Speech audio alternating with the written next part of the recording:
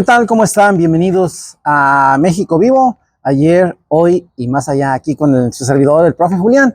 El día de hoy voy a compartirles una historia interesante y la voy a conectar pues con el movimiento democrático del Magisterio Zacatecano y la Coordinadora Nacional de Trabajadores de la Educación en México, que en esta semana pues ha estado habiendo movilizaciones muy fuertes en diferentes estados de nuestro México lindo y querido, así como también en la capital de la República, ¿verdad?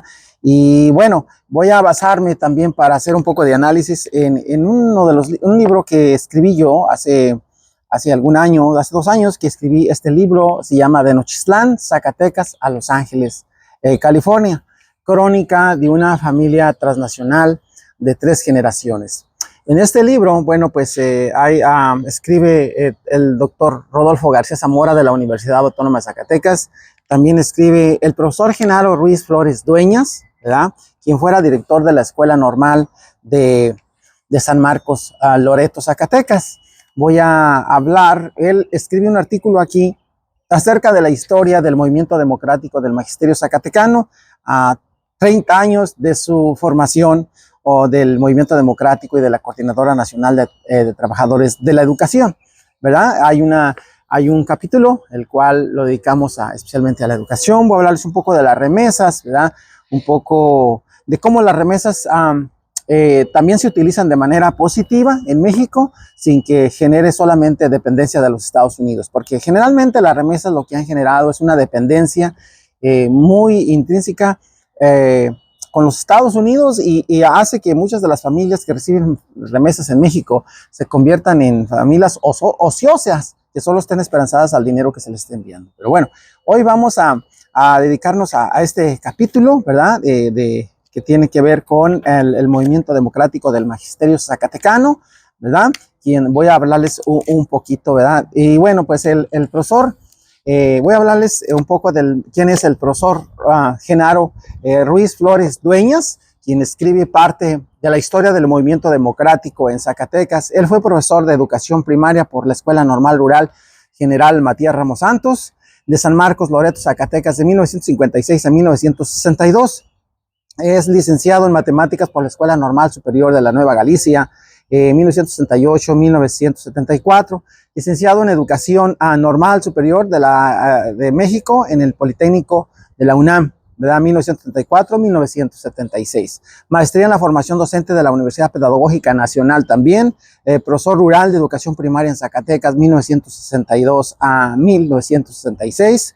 El profesor Genaro Ruiz Flores Dueñas también es maestro de educación secundaria en el área de matemáticas, trabajó en el año 1970 a 1974. Es profesor de educación normal rural de San Marcos también, trabajó como director y profesor también de la Escuela Normal Rural 1972 a 1976. También fue director de la Escuela Normal Rural de General Matías Ramos Santos de San Marcos, Loreto, Zacatecas, de 1976 a 1974. Fue visitor e inspector de educación normal en Zacatecas de 1984 a 1993 y fue integrante de los 17, del movimiento de los 17, del movimiento democrático del Magisterio Zacatecano, del MDMZ, en 1989.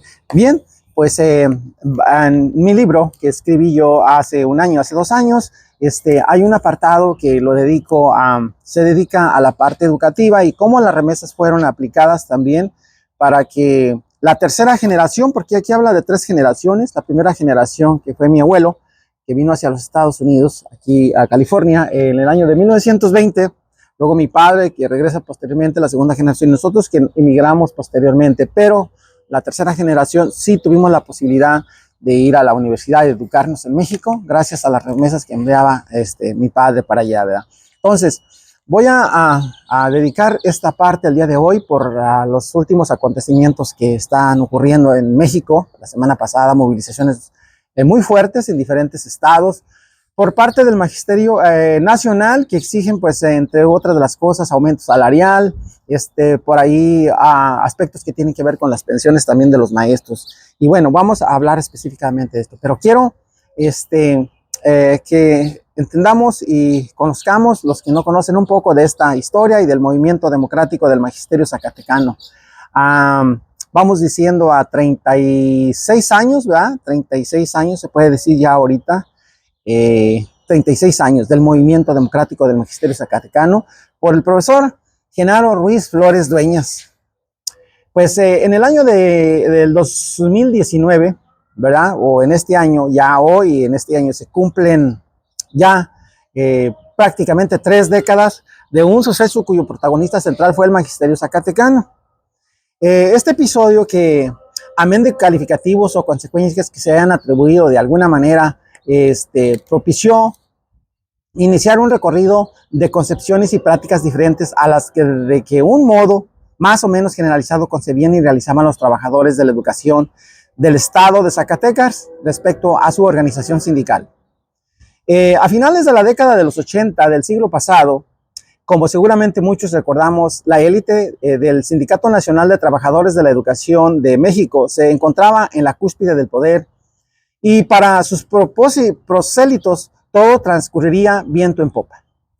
Carlos Jongitú Barrios estaba en el pináculo del poder caciquil, bajo la égida de la Vanguardia Revolucionaria, una organización que sin ser necesariamente legal, fue una corporación ad hoc donde el sindicato, para que una dirigencia pervertida tuviese enorme éxito en su acceso al poder oficial.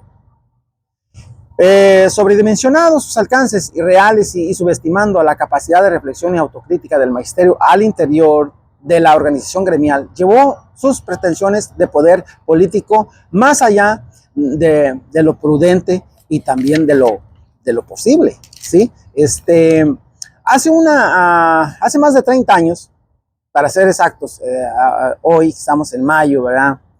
El movimiento democrático del magisterio zacatecano, el MDMZ, logró a contracorriente un grado insuscitado de convocatoria en una época en que para la dirigencia sindical oficial y camarilla de epígonos todo indicaba que el cobijo de vanguardia revolucionaria disponían del escenario y momento perfectos para afianzar su hegemonía y perpetuación en el poder. La firmeza de que tenía la firmeza que tenía era tanta que a niveles locales, estatales y nacionales se dieron el lujo de declararse líderes vitalicios. Así se llamaban en aquel entonces los jefes del sindicato, líderes vitalicios. Resultaba esta una afrenta para un gremio que se supone está integrado por trabajadores cuyo grado de preparación y conciencia social no puede ni debe asumir actitudes de sumisión ante el trato despótico de quienes debían de ser sus defensores y estar a su servicio. Los utilizaban solo para sus intereses particulares, ¿verdad? Nos comenta el profesor Genaro Ruiz Flores Dueñas que la esencia del Sindicato Nacional de Trabajadores de la Educación vivía un grado de descomposición tal que las condiciones oligárquicas acaparadas en los diversos niveles por las correspondientes dirigentes usufructaron cuotas de poder que se reflejaban en una confusa madeja de prebendas, canonjías y atribuciones entre el sindicato, el CENTE y la Secretaría de Educación Pública. Indistintamente había asuntos que, debiendo ser tratados ante la parte oficial, se abordaban y resolvían en el sindicato y viceversa, ¿verdad?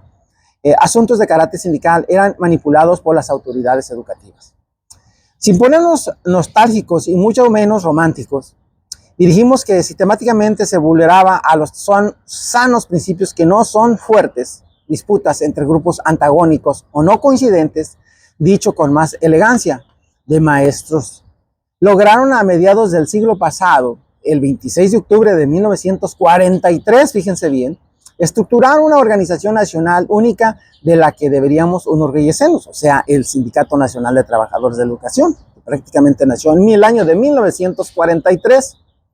Eso, y no como en múltiples ocasiones ha ocurrido, avergonzándonos por la actitud personalista y de entreguismo de sus dirigentes, quienes a través de un contubernio que beneficia a los pocos, perjudicando a los muchos, ejercen un maridaje que nada tiene de constructivo entre profesionales de la educación. En Zacatecas, entonces, se puede asegurar que no era caso único. Muchos trabajadores de la educación, para su tranquilidad, laboraban, preferían estar bien con la dirigencia sindical que con las autoridades educativas. Pues fueron muchos los casos en los que las acciones negativas y conductas retorcidas de algunos trabajadores fueron motivo de defensa. Como se decía entonces, o a ultranza, si a la o a el trabajador eran de sus adeptos. Se dieron casos de vergonzantes como el de un profesor que había abusado sexualmente de una alumna que según sabía no estaba bien de sus facultades mentales. Fue aprendido por las autoridades correspondientes y recluido por su delito. Más siendo profesor, fíjense bien, en mención, uno de los principales adeptos de la dirigencia sindical en turno tuvo por parte de este todo el apoyo y ayuda necesaria para ser puesto en libertad. Una vez excarcelado, se le reinstaló en el trabajo a otra zona escolar, solo que con una gran mejoría. De ser maestro de grupo, de un plumazo se le ascendió a inspector de zona escolar. Ahí nada más para que vean cómo se la jugaban, ¿verdad? Ante este escenario, no todo el edificante de la trayectoria sindical de los trabajadores de la educación de nuestro estado tuvo lugar el acontecimiento que, si bien no logró una repercusión de la magnitud que se esperaba, sí trajo algunas modificaciones en las prácticas viciadas y relaciones laborales amañadas entre los trabajadores y las autoridades educativas. De antemano, pues aquí quizás con mayor frecuencia lo que se quisiera en que contra a la costumbre se recurriría al relato en primera persona, pues dice el maestro Genaro que hará mención de hechos y situaciones en las que estuvo directamente involucrado, ¿verdad? Entonces, él habla aquí de que tiene entendido que existen varios artículos y libros que tratan de el tema que ahora aborda el profesor Genaro Ruiz Flores Dueñas, así que en vías de explicación no se da justificación. Dice que manifiesta el profe que ha tenido la oportunidad de leer ni un solo de ellos, pero también ante esa ignorancia ofrece que quien lo narre será carente de prejuicios, aunque corriendo el riesgo de caer en reiteraciones. Debe mencionar que asimismo cuando por la imperdonable falta de previsión carece de una bitácora de la cual recurrir para la posición de fechas y sucesos de acontecimientos con exactitud cronológica. Dice que garantiza la autenticidad de los hechos a que hará referencia, puesto que fueron vivencias inolvidables, algunas satisfactorias, otras perdedoras o amargas, pero útiles experiencias que no están sujetas a deliberación o fallo alguno, menciona el profe Genaro. Bueno, pues retomando el asunto central, dice que recordemos a propósito de la hegemonía de la dirigencia sindical, aquellos tiempos en que sin mayor motivo o causa, ante la inauguración de cualquier periodo gubernamental, cúpula del CENTE no perdía la oportunidad de mostrar a la opinión pública y al propio gobierno el músculo de sus huesos oestes presentando demandas con tintes meramente políticos. Así lo fue en su oportunidad el paro de actividades en una mayoría aplastante de los centros de trabajo de todo el estado, que duró casi un mes entero para exigir la salida del profesor José Vitelio García Maldonado como delegado de la Secretaría de Educación Pública en el estado de Zacatecas. O bien para ventilar cuestiones del orden laboral que en muchas de las ocasiones eran producto de concertaciones previas con la parte patronal, que luego se exhibirían ante la base trabajadora como conquistas de una dirigencia amañada. Sobre todo, lo que hizo más vulnerable la actividad en el CENTE como organización gremial fue haber instituido otro sindicato al interior del propio sindicato, Vanguardia Revolucionaria.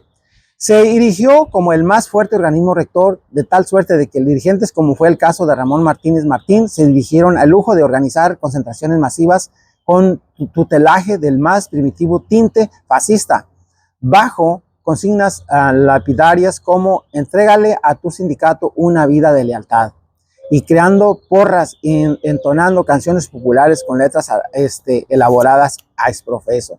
Y bueno, pues detalles de eso, de ahí vienen aquí las porras, no las menciono. Al llegar la dirigencia, por ejemplo, dice que al llegar la dirigencia del sindicato más grande de América Latina a la práctica de estos onerosos actos masivos, indudablemente que lo hacía para elevar sus bonos políticos, y porque aun cuando eran acciones con alto grado de efectividad, no podían las jerarcas pasar por alto de que sus prácticas discriminatorias, el que no está conmigo está contra mí, es lo que era la ley que tenían. Se inculcaban profundas grietas entre las bases. Fue así como el acotamiento a disposiciones superiores, la dirigencia de la sección 34 del CENTE en Zacatecas peladinamente convocó a cerrar filas en torno a Vanguardia Revolucionaria, a su líder vitalicio y a una vacua petición de aumento salarial al salario, organizando una marcha de manifestación el 16 de marzo de 1989 en la ciudad de Zacatecas. Es decir, una petición ambigua de mejora salarial fue el objetivo pretexto para exhibir fuerza y capacidad de la organización. No obstante, que sin escrúpulo o discreción, algunos marchan codo a codo, además de los dirigentes sindicales en turno y varios funcionarios de la propia SEP, el subdirector general de Educación Básica, el director federal de Educación y algunos inspectores, además de ex líderes estatales, algunos presidentes municipales y dirigentes del PRI. Hubo un momento en que en aquella magna concentración se salió de control de las organizaciones, esto porque las acciones otrora o uniformes y acordes se vieron alterados en manifestaciones y expresiones de compañeros trabajadores que no correspondían a los propósitos originales de la convocatoria, cambiando radicalmente la tónica de victores y porras. Esto dio lugar a una relación violenta de parte de la dirigencia y cuya torpeza empeoró a las cosas al querer acallar por la fuerza a los insubordinados, atacando a los compañeros trabajadores, además periodistas que cubrían la marcha triunfal que terminó como grotesca mascarada. Podemos afirmar que algo para lo que sirvió tan memorable concepto fue para poner manifiesto la existencia de grupos de maestros inconformes. Esto propició que se identificaran líderes naturales entre el magisterio que las diversas regiones del estado. Con todo y que esto ocurrió todavía a modo informal, fue un cierto grado el punto de partida más claro para cobrarse presencia y estructura al movimiento de maestros autodeterminados democráticos, que es aquí prácticamente donde empieza ya a surgir, a nacer el movimiento democrático del magisterio zacatecano. A partir de los acontecimientos del 16 de marzo, fíjese bien, estamos hablando del año de 1989, se intensificó el activismo por todo el estado. En la región sureste realizaron una serie de reuniones para planear actividades y dar el carácter de mayor organización a los grupos emergentes de los municipios que geográficamente hacen el centro de Loreto. Se acordó denominar a la región Movimiento Magisterial Zacatecano, región sureste, y se nombró como dirigencia provisional a los profesores Francisco Gómez Pug, Antonio Renday Salas y a quien esto escribe también estuvo a cargo, o sea, el profesor Genaro Ruiz Flores fue parte de la dirigencia nacional de la región sureste, ¿verdad? A cargo de planear la primera acción de visible contundencia desde la marcha, mitin llevada a cabo de manera pacífica después de recorrer las principales calles de Loreto. Ello culminó en un mitin en la parte poniente de la plaza principal el 6 de abril de 1989. En una participación espontánea de aproximadamente 400 elementos. En esa misma fecha se publicó que quedaba abierta la exposición de motivos de la región sureste, un documento que sin sensacionalismo tuvo un impacto bastante aceptable según los criterios expuestos en la prensa estatal, que también dio difusión a escritos de manifestaciones de inquietud y apoyo a nuestro movimiento, así como pruebas de inconformidad por falta de respuesta a la SEP, a las retiradas demandas de mejora salarial y democracia sindical. Principalmente, estas publicaciones fueron escritas por compañeros de Loreto, Jerez, Villa García, Luis Moya, Guadalupe, Cuauhtémoc, la sección 58 del CENTE y la normal de San Marcos, entre otros, ¿verdad? Y bueno, pues como desde que se inició el cargo de la dirigencia provisional, se buscaron todas nuestras actividades fueran suficientemente formales para que tuvieran credibilidad y asistieran a reuniones convocadas por la coordinación del movimiento a nivel estatal, donde se dividió la decisión de adoptar la denominación común de todo el estado como movimiento democrático del magisterio zacatecano. Aquí es donde empieza a nacer el movimiento democrático del magisterio zacatecano. Estamos hablando pues de 30 y tantos años, ¿verdad? 36 años. Fue precisamente a partir de la conjunción de acciones que, habiendo realizado un total de 6 reuniones regionales, fíjense bien ustedes, de representaciones reales de los municipios de Villa García, Noria de Ángeles, Villa de Cos, Villa González Ortega, Villa Hidalgo, Loreto, se tomó el acuerdo de partir en el paro convocado a nivel nacional para el lunes 17 de abril de 1989. Y bueno, pues ya ahí se tomaron todas las regiones, unas más, otras menos, para participar en este paro, ¿verdad? A nivel nacional. Entonces, algo que también es interesante compartirles, dice que pues para entonces, con grado que el movimiento magistral no estaba ocurriendo al margen de la sociedad, aun cuando o sea, los padres de familia se manifestaban también en apoyo. En ese movimiento los padres de familia se apoyaban mucho. Aun cuando algunas escuelas hubo manifestaciones individuales de compañeros trabajadores en contra del paro, fundamentalmente su razón es que una acción de esta naturaleza solo podía ser convocada por la autoridad sindical oficial. Con todo y esas actitudes, estas amenazantes, el paro transcurrió en tras condiciones de tranquilidad. Los paristas nos identificamos portando gafetes con fondo rojinegro y la leyenda Maestro en Paro, 17 de abril de 1989. Después de esta acción, contando ya con un número de simpatizantes incrementando el 100%, y simpatizantes al incremento del 100% de aumento salarial, se llevaron a cabo 2 reuniones, una en el martes 18 para tener el pulso de las condiciones que se encontraban laboralmente hablando los compañeros que habían participado en las actividades del día anterior, y al día siguiente, el viernes, que se registró más recurrencia que lo que precedió para planear la participación de la región ya a nivel, integrarse a nivel, a las acciones a nivel estatal, ¿verdad? Entonces, es parte menciono el maestro general, parte de las actividades que realizaba pues la región sur, en su movimiento. Pero además también aquí quiero señalarles que las tareas de asignar las comisiones para el traslado de los participantes a la capital del estado, se tomó el acuerdo de nombrar responsables de la elaboración de un manifiesto que sería volanteado en la región. En particular, que dice el profe Genaro, que a él nunca le agradó que se llamaran charros, a él no le gustaba, a los simpatizantes de Guantánamo Revolucionaria, pero creo conveniente hacer la transcripción del documento respetando el texto, porque esto permitirá apreciar el tono de efervescencia que comenzaba a aflorar entre los maestros democráticos, ¿verdad? Y bueno, es algo muy, muy importante. Y así, bueno, vienen ya las fechas. Por ejemplo, viene el lunes 24 de abril de 1989, porque esto se va hasta el día 15 de mayo, cuando se pone más duras las manifestaciones, ¿verdad?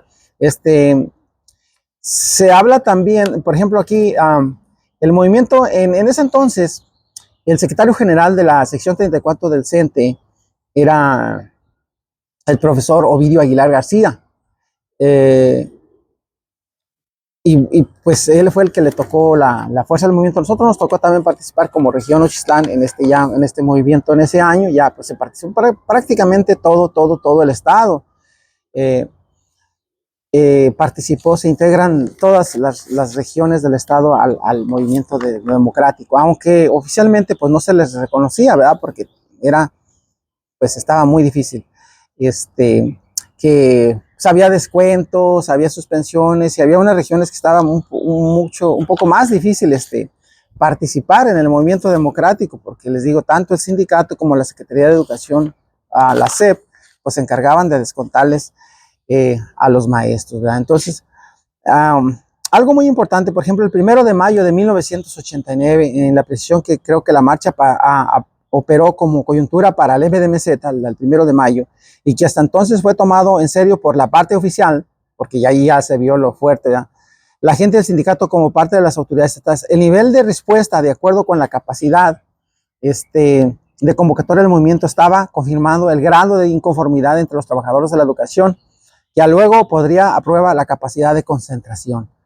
Y bueno, pues dice que no recuerda la existencia de un pliego petitorio, aunque cuando originalmente existieron propuestas desde el movimiento magisterial zacatecanos que se encontraban en 5 puntos. Estas eran las propuestas del movimiento magisterial.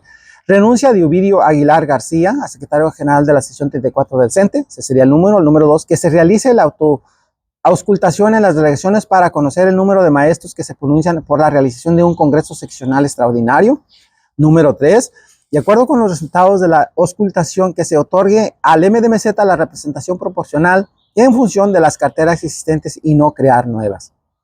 4, si los resultados numéricos de esta auscultación son favorables a la MDMZ, que de inmediato se convoque al Congreso Seccional Extraordinario. Y 5, que se nombre una comisión bipartidista que se encargue de esta auscultación. Eran las propuestas del pliego petitorio que se presentaba en aquel entonces, 1989. Estas peticiones se presentaron de manera un tanto informal en las pláticas con el profesor Jacinto Gómez Casillas, quien había sido nombrado por el CEN del CENTE como su representante para resolver la situación político-sindical prevaleciente en el seno del Magisterio Federal Zacatecano. El bosquejo de las siguientes respuestas. Bueno, pues ya no voy a abordar allí cuáles fueron las respuestas, pero en aquel entonces el movimiento que desembocó prácticamente, vamos diciendo, el 15 de mayo, Día de Maestro, no solo los queremos pedir como reconocimiento a nuestro trabajo que nos permitan luchar por nuestra reivindicación social, somos hombres y mujeres tan comunes como ustedes y como ustedes estamos necesitados de solidaridad. Se está orquestando toda una campaña para acusarnos de alterar el orden público, quizás preparando a la opinión pública para reprimirnos. Para nosotros siempre hemos obrado y seguiremos obrando de buena fe. Por lo que se refiere a esta tercera parte de compañeros trabajadores que desoyendo órdenes y desafiando amenazas libremente expresó su voluntad para las jerarcas del sindicato el MDMZ seguía siendo una latente presencia de conflicto porque era una oposición real. Según los propósitos para desactivarla, nos ofrecieron allí 17 cargos en el Comité Ejecutivo Seccional, según se había acordado por el peso específico de cada demarcación.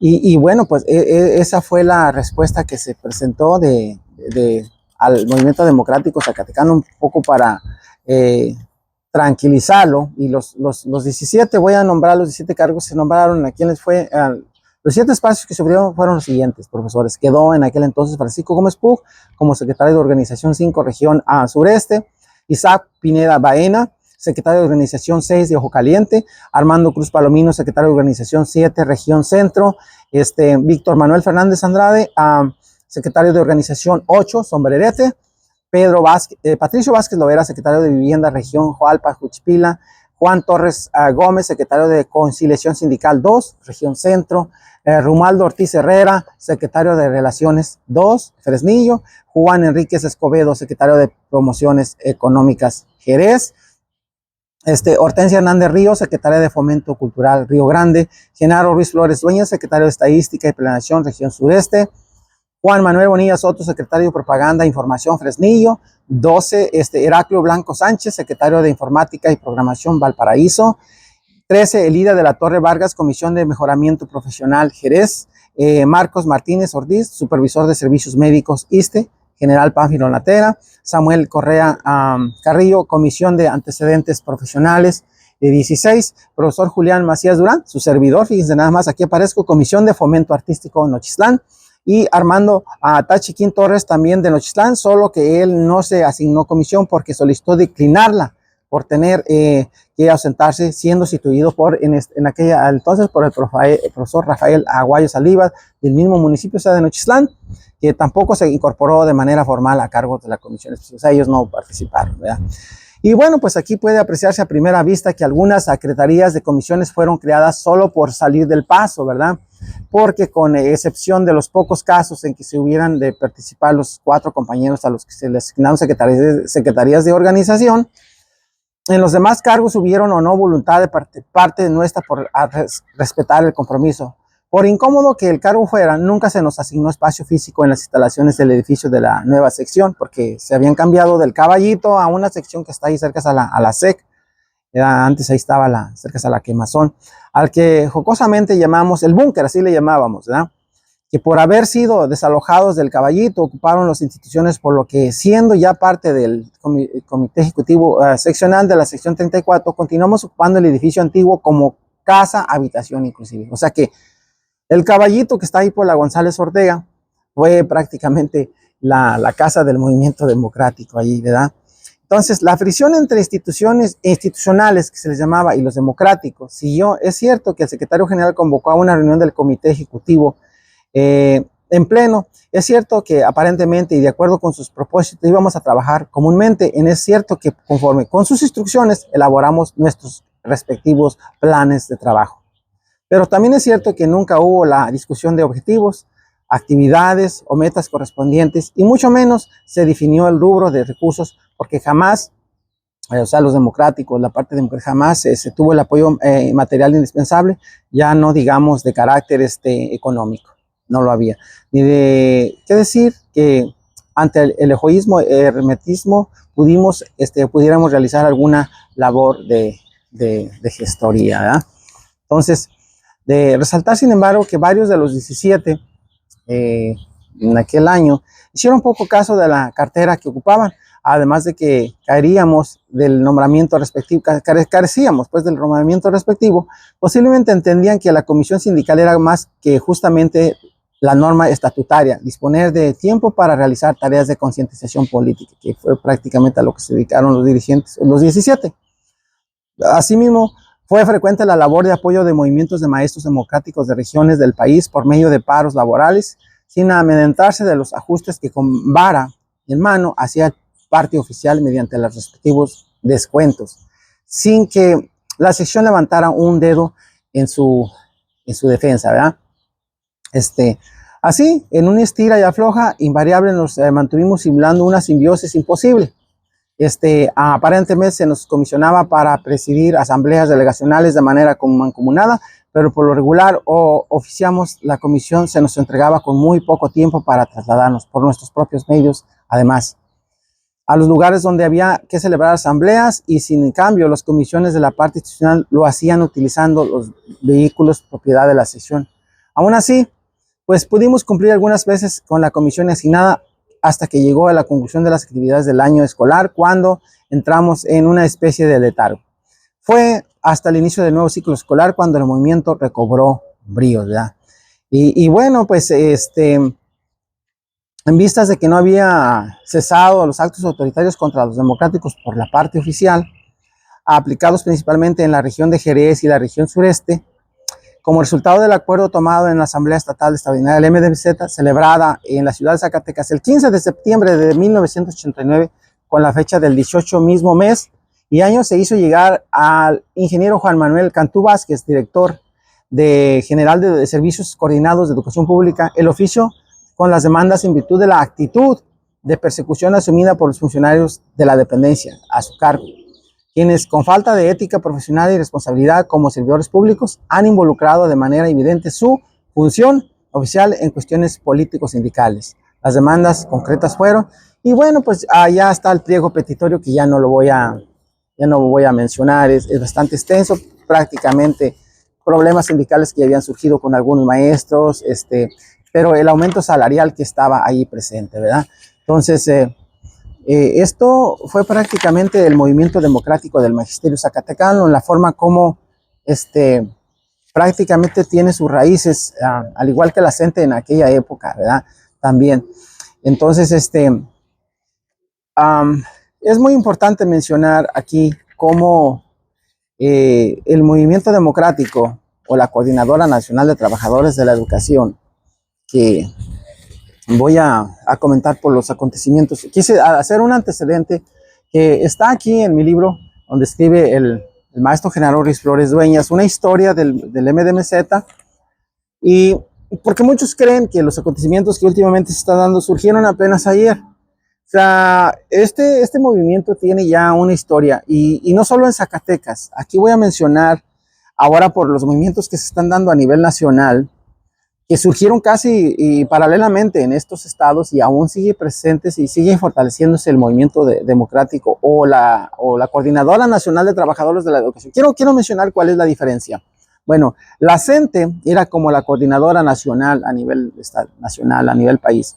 Cada estado, como Guerrero, como Michoacán, como Chiapas, Oaxaca, le daban un nombramiento. En el caso de Zacatecas, pues éramos movimiento democrático del magisterio zacatecano. Entonces, la CENTE nace en el año de 1989, más o menos es la fecha que, por supuesto, como les digo, ya había antecedentes de maestros como en Zacatecas. En la región Jalpa, en la región de los Cañones, estaba el movimiento, les decían, de los ateos, los de abajo, que dirigía el profesor Armando Cruz Palomino, y estaba ya una delegación en Tabasco, Zacatecas, en donde se encontraba trabajaba el profesor Armando Cruz Palomino, estaba Sisto, estaba Jara, y varios compañeros luchadores que también, pues el movimiento no llegó de la noche a la mañana en 1989, sino que tenía ya antecedentes. En Ochislán estaba otro grupo, en Loreto, y así. Igual a nivel nacional había movimientos líderes en Guerrero, en Chiapas, en Oaxaca, en Michoacán, en el DF, y ahorita vamos a ver, ¿verdad? Entonces, el movimiento democrático nacional, bueno, para entender qué es lo que está ocurriendo ahora. Entonces, en el 2006, para el 2006, el movimiento, voy a darle un enfoque político a esto. En el 2006 se unió, la Coordinadora Nacional de Trabajadores de la Educación se unió con Andrés Manuel López Obrador. Recuerden, el movimiento democrático, la Coordinadora Nacional de Trabajadores de la Educación nació en 1989, fecha en que también se forma el Partido de la Revolución Democrática. El Partido de la Revolución Democrática se forma el 5 de mayo de 1989 también, en el que Andrés Manuel López Obrador va a ser el presidente del Comité Ejecutivo Nacional del PRD. Entonces, se fijan cómo se vienen paralelamente, pero el magisterio tuvo una gran participación en el movimiento del PRD. En Zacatecas también, por ejemplo, fue el primer estado que gana el PRD o que gana la oposición a nivel nacional. ¿Sí?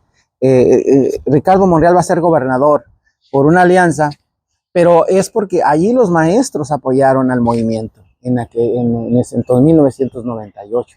Apoyan a Ricardo Monreal Ávila, y Ricardo Monreal Ávila pues se hace gobernador porque gran parte del magisterio democrático se le apoya, ¿verdad? Entonces aquí en el 2006 se apoya a López Obrador. ¿Qué pasa en el 2013? Bueno, en el 2012 también hay elecciones federales y la Coordinadora Nacional de Trabajadores de la Educación apoya a López Obrador.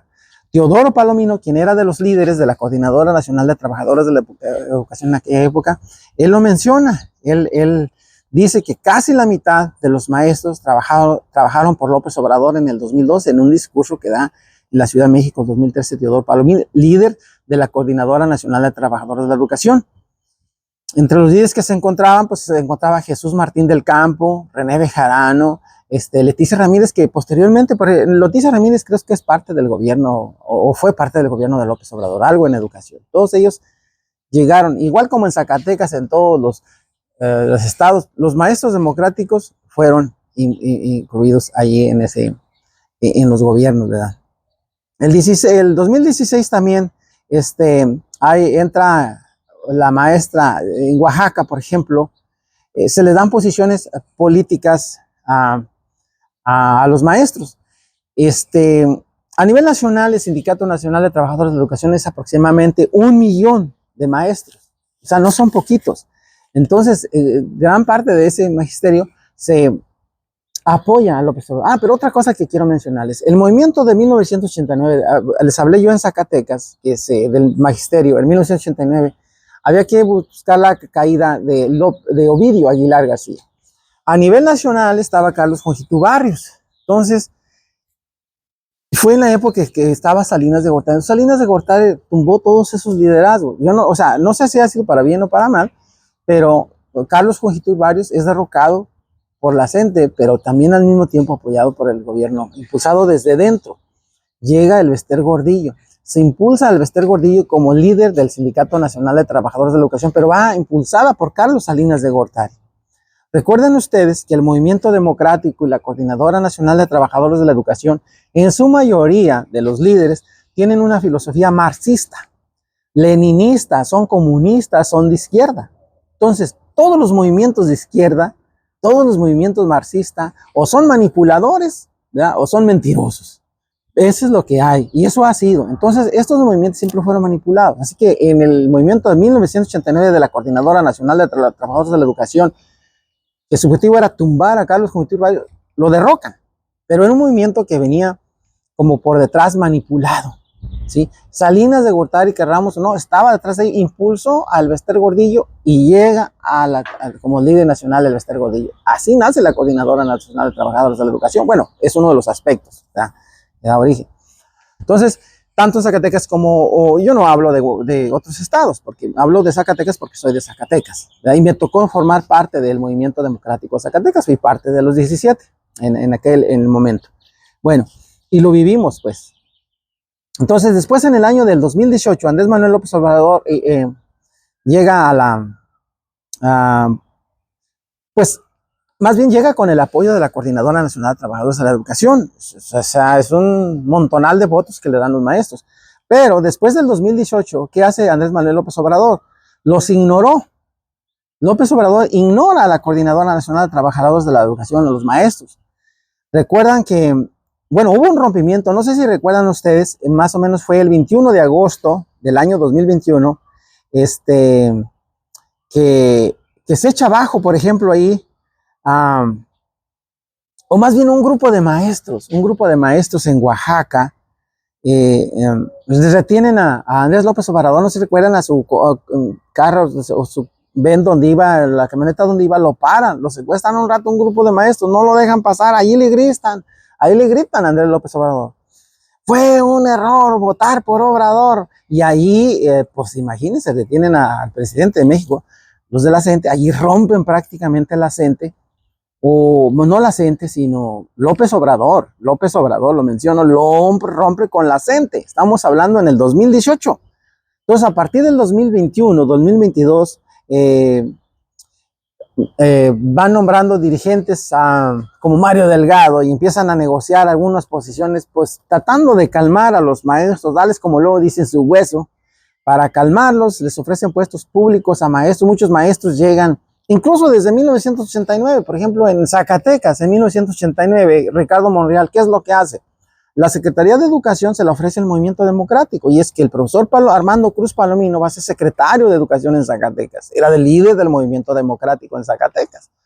Y así, las regiones fueron integradas con maestros que eran militantes del Movimiento Democrático Zacatecano, casi todas las 12 regiones del estado, ¿sí? Eso ocurrió en Michoacán, eso ocurrió en Guerrero y eso ocurrió en todos lados también, y a nivel nacional también. Entonces, Mario Delgado lo mandan al frente como para negociar. Esto estoy hablando ya acá en 2021, 2022, épocas recientes. Entonces, por ejemplo, hay gente muy destacada como Leticia Ramírez, que era parte de una maestra muy activa de la sección 9 del DF, Jesús Martín del Campo, René Bejarano, muchos maestros. Y Leticia Ramírez, una de las más destacadas, pues fue nombrada en el gobierno de López Obrador. No sé qué cartera le dieron, pero importante, en la Secretaría de Educación. Entonces, ¿qué es lo que actualmente está peleando la Coordinadora Nacional de Trabajadores de la Educación? Derrogar la ley del ISSSTE del 2007, sí, del 2007, que están planteando la jubilación que sea en base a salarios mínimos, y hay que derrocar. No sé cómo está exactamente la ley del ISSSTE, pero plantean. Y luego también, pues, otra de las propuestas, pues, es el aumento salarial, ¿ya? El aumento salarial, que es el que se está planteando en este momento, ¿sí?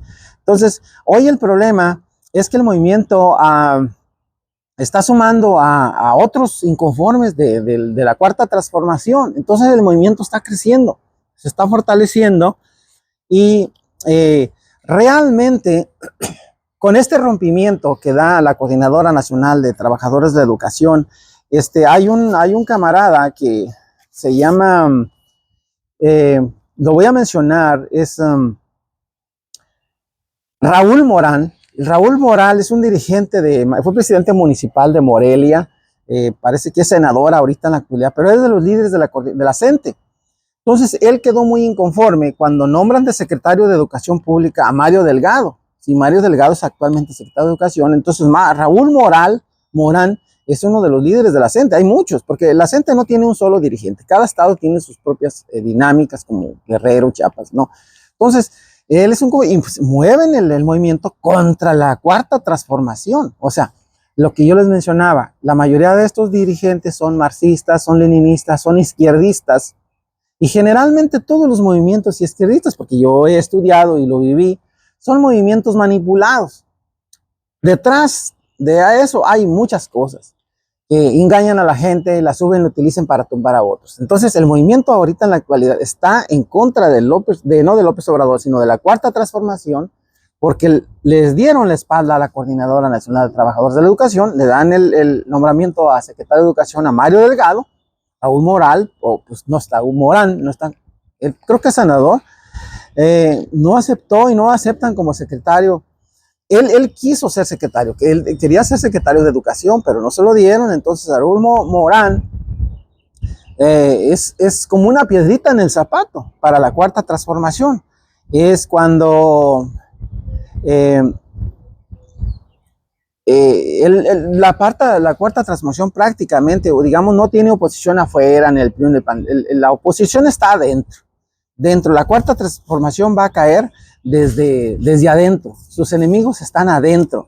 Entonces, quiero mencionar aquí quiénes son los dirigentes, las secciones que están participando en la actualidad. O sea, este movimiento que está generándose una bola de nieve y ya está creciendo porque todos los inconformes se están sumando, o sea, está mucho más allá, como les digo, son movimientos manipulados, quieran o no. Claro, se mueve el aumento salarial, pero si no negocias con ellos, el movimiento tiene fuerza. Entonces estamos hablando algo muy raro. En aquellos años, en 1989, los gobernadores de los estados participaban y ayudaban al gobierno federal y no nos permitían a nosotros viajar o ir a luchar. Yo fui, por ejemplo, delegado del Movimiento Democrático Zacatecano a la Coordinadora Nacional en varios congresos de la CENTE en México. Entonces, los gobernadores en cada estado detenían el movimiento, negociaban parte de la problemática con los maestros y evitaban que el conflicto llegara hasta México. O sea, había una gran resistencia de los gobernadores, o sea, como que había un equipo de coordinación entre los gobernadores, el gobierno estatal y el gobierno federal para coordinar y detener el movimiento de la coordinadora en aquellos años. ¿Qué es lo que está ocurriendo hoy? Hoy los gobernadores están cruzados de brazos, no están haciendo completamente nada, ni los maestros se van a México. ¿Qué hacen los gobernadores? Voy a mencionarles, por ejemplo, sección 22 de Oaxaca, que es la que está presente, que desde entonces también estaba ya en la CENTE. Yeli Pérez es la secretaria general. ¿Quién es la sección 18 de Michoacán? Eva Hinojosa. Está la sección 14 de Guerrero, Elvira de Leses Morales, son los secretarios generales. La sección 9 del DF, Pedro Hernández. Está la sección 34 de Zacatecas, el profesor Filiberto Frausto Orozco. Está también la sección 7 de Chiapas, el secretario general Isael González Vázquez. Y esos son los maestros, todos estos son los que estas secciones pretenden echar básicamente abajo la reforma de Peña Nieto. En el fondo, hay que aventar la reforma que hizo Peña Nieto. Ese es el objetivo que la Coordinadora Nacional de Trabajadores de la Educación está tratando de hacer, echarla abajo. Pero como les digo, esto les tronó porque cuando López Obrador rompe con la CENTE y, por ejemplo, líderes como Raúl Morán se inconforman, entonces avientan todo la carne al asador por la inconformidad que hay del nombramiento de Mario Delgado, que pues incluso se habla, es uno de los que está enlistados por acá de Estados Unidos en la lista negra que lo tiene, que tiene nexos con el crimen organizado. O sea, imagínense nada más. Pues de ese tamaño están hasta ahora las cuestiones y las luchas sindicales a nivel nacional. Entonces, estos estados que les menciono, estas secciones democráticas que pertenecen a la Coordinadora Nacional de Trabajadores de la Educación, tienen una historia. Desde 1989, que les digo, cuando fue la caída de Jongitud Barrios, pues detrás de ello, a mi propia experiencia, pues estuvo Salinas de Gortari, porque Salinas de Gortari se deshizo de esos líderes, ¿se acuerdan a la quina también de Petróleos? También lo derrumbó, y fue Salinas, no necesariamente, yo creo que la coordinadora no los hubiera tumbado solo, pero detrás de ellos estuvo Carlos Salinas de Gortari. A mí me tocó negociar, fue parte de la comisión negociadora en Zacatecas, cuando Carlos Salinas de Gortari fue a Zacatecas, en una de las visitas, al profesor Isaac Pineda Baena y su servidor, fuimos la comisión, 2 maestros de la comisión negociadora para hablar con Carlos Salinas de Gortari. Él nos atendió en Zacatecas. Nos subimos en un autobús que había un evento en la Bufa, de Guadalupe, Zacatecas a la Bufa, y nos tocó ir en el autobús. Yo me senté con el asiento de Carlos Salinas y luego el profe Isaac se sentó a un lado y estuvimos platicando en ese transcurrido del pliego petitorio, lo que queríamos, la salida de Ovidio y todo. Y bueno, había ese movimiento. Entonces Salinas de Gortari estuvo detrás de ello. Por eso les decía que la mayoría de estos compañeros maestros son leninistas, son izquierdistas, son marxistas, y yo lo que observé es que son movimientos que manipulan mucho a la gente. Como les digo, ahora el movimiento de ahora, claro, se lucha por aumento salarial. En aquella época nosotros, ¿qué logramos en Zacatecas? Becas para estudiantes, se logró aumento salarial, también libros gratuitos para la educación secundaria. Eso se logró con aquel movimiento. Claro que la Secretaría tenía debajo de la manga cosas para negociar ya sabía la inquietud de los maestros. ¿Y cuáles estados? Estos que les he mencionado, ¿sí? Tan es así que, por ejemplo, cuando se cayó Jongitud Barrios, Carlos Salinas de Gortari, una vez que tumbó a Jongitud Barrios y asciende hasta el Bartés Gordillo al sindicato, es igual, o sea, pero está manipulado, hacen sus cosas, pero va hacia los intereses, sin mover los intereses del Estado. Carlos Salinas de Gortari ofreció, o un programa que a mí me tocó, yo trabajaba en una comunidad rural, todavía estaba, se llama el Cerro del Peñol en Uchitlán, Zacatecas, nos dio una plaza de arraigo, le llamaban plazas E3. Todos los maestros a nivel nacional tenían una plaza extra, trabajabas tu cheque normal, tu plaza normal, y te daban otra plaza, otro cheque extra, si tú te quedabas después de clases, después del turno normal de dar clases, te quedabas en la tarde, hacer pláticas con los niños, con los padres de familia, a promover actividades de desarrollo de la comunidad, actividades culturales. El gobierno te premiaba con una plaza de arraigo, que en realidad nadie la trabajó. Todo el mundo cobraba, yo me daba cuenta, nadie se quedaba en las comunidades en la tarde. Se llegaban las 2, 3 de la tarde y vámonos, nomás zumbaban las motos para el pueblo. Y fue creo que cuando más el magisterio estuvo bien, porque Salinas dio mucho dinero después de ese movimiento. Entonces, pues, a estos años, a 36 años de existencia del movimiento, lo cuento yo con mucha, porque lo vivimos. Muchos compañeros maestros, y les hablo, todo el mundo habla de corrupción mientras no está allí. Es algo que yo vi. Muchos de los compañeros democráticos en Zacatecas, en Guerrero, en Michoacán, en Oaxaca, donde quiera que sea, llegaron al poder. ¿Y qué hicieron? Una vez que llegaron al poder, hicieron lo mismo que estaban haciendo los institucionales. Ponerse dobles plazas, incrementarse sus salarios, enclaves especiales. Eso hicieron todos. En Zacatecas, mencióneme un maestro de los 17. Bueno, no sé, no quiero juzgarlos porque en mi caso yo tuve que salir de México. Yo me vine para salir adelante. Yo emigré a Estados Unidos. Hoy estoy hablándoles aquí de este bonito lugar, desde la hacienda de La Puente, California. Me vine para acá. Porque yo fui uno de los maestros que yo no negocié ninguna plaza, a mí no me dieron ningún salario, a mí no me dieron nada, puros problemas. Entonces yo tuve que huir, salir de mi país para poder vivir, para salir adelante. Pero los demás aceptaron lo que les dieron, o sea, te ponen dos manos en dos cosas, te ponen en una mano oro y en otra mano te ponen plomo. O sea, ¿qué quieres? ¿El plomo o el oro? Entonces muchos agarraron el oro, es decir, una plaza, una doble plaza. Todos fueron beneficiados, casi todos, no sé, porque yo de los 17 tengo comunicación con muy pocos. En realidad no supe qué pasó con ellos. Yo me vine, no tengo amigos, no tuve amigos, no tenía amigos, no tengo amigos. Los amigos, ¿verdad? Como dicen por ahí, se cuentan con los dedos de una mano. Entonces no sé qué pasó, pero la experiencia que yo viví me di cuenta porque muchos se fueron acomodados en buenas plazas, buenos puestos de gobierno que ya no te conocen. Por eso ya no hubo comunicación. ¿Cómo me comunicaba con mis compañeros? Si ya ellos ya estaban en el gobierno, tenían una plaza, ya no me conocían. ¿Verdad? Fue otro rollo, otro mundo. Muchos. En Michoacán, les digo, en el DF conocí a varios maestros del Distrito Federal, de la coordinadora, que, pues ustedes recuerdan, por ejemplo, René Bejarano.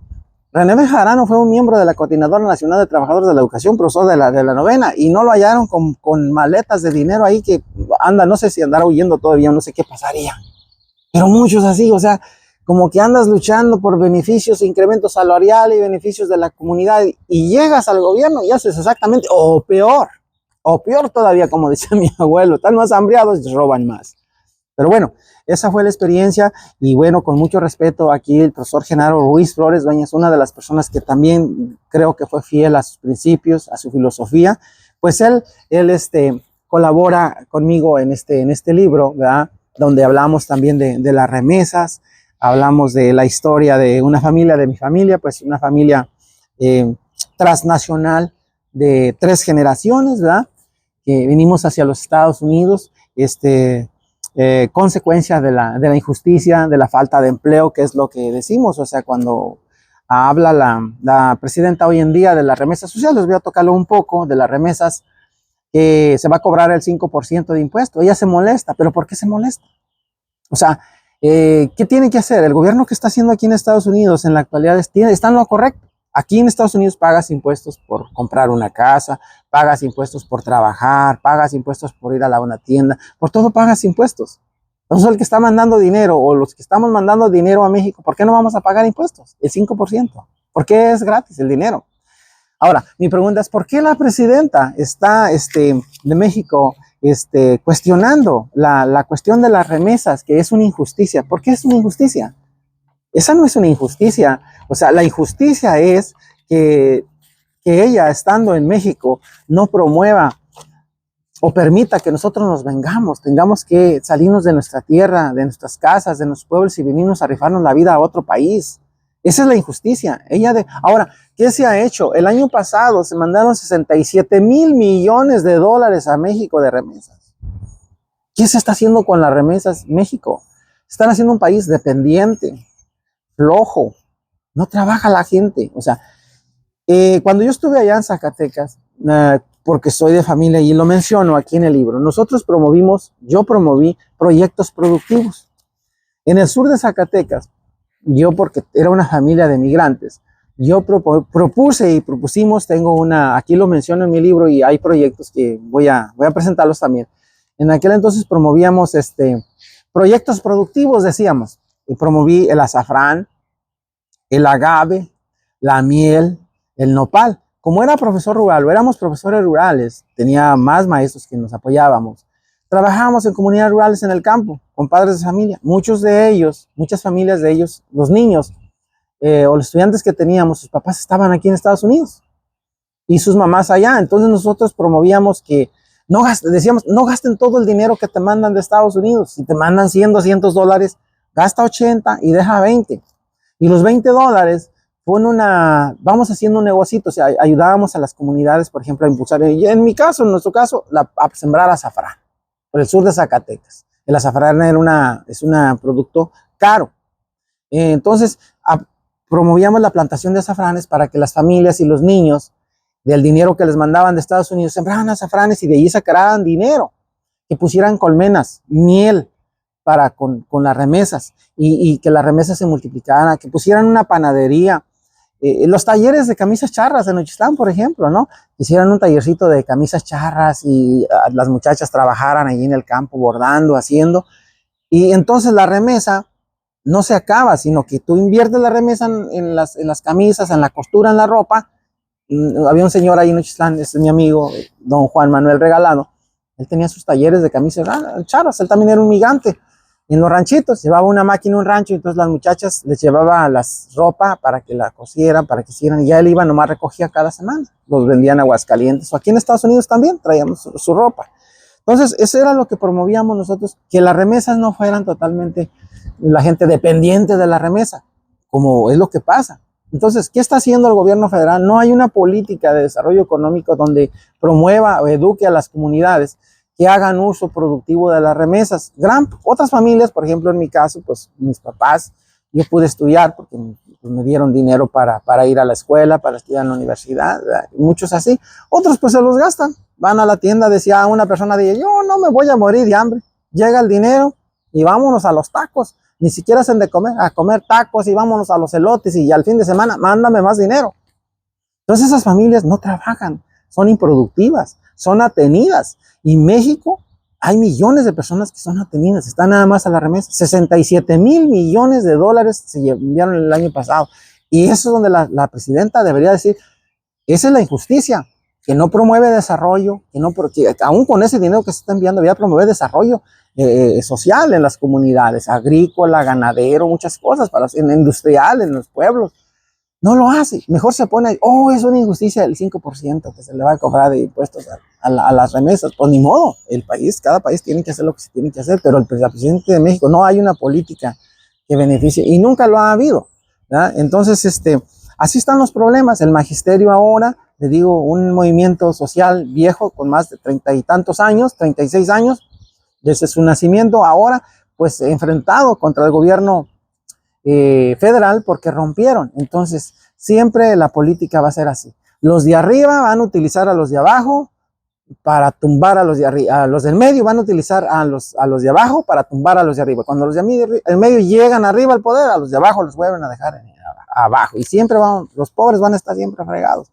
Entonces esa política ha existido de siempre, de la política de los izquierdistas, de los marxistas, siempre ha sido así, todo el tiempo. 36 años y yo viendo lo mismo. El magisterio que luchaba en aquellos años por aumento salarial, por democracia sindical, son los mismos lemas que hoy sigo escuchando. Aumento salarial, democracia sindical y puro eso. Entonces, yo digo, todo el mundo habla de corrupción mientras no está en la corrupción.